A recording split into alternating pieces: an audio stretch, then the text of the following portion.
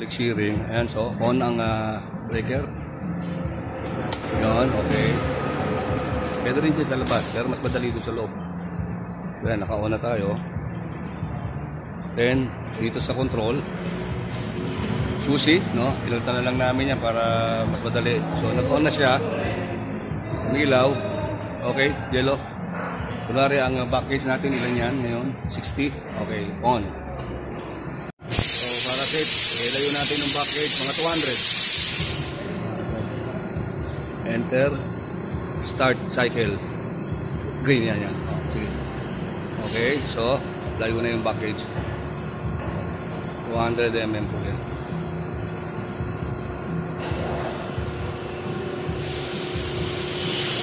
Okay? Ilan ba ginawa mo? Ayan. 200. So, yan na. Okay. So, malayo na. Cut na tayo. Apak.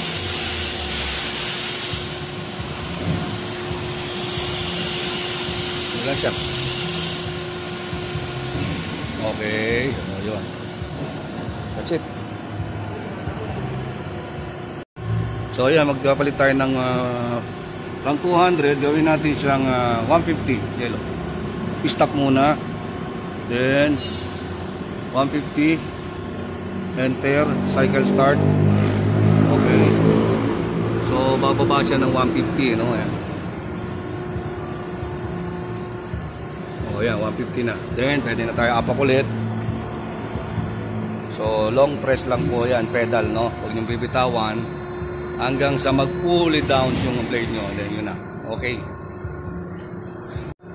On mo, on. So yan, to be safe, para ano, pwede nyo i-stop. Ayan. Tapos nyo na gamitin, ano? Pwede nyo off dito. Then secure nito susi. Naka-off. Para off na po lahat yan. Pati ilaw off na. Then, off din sa breaker nyo rito. Yun. Okay.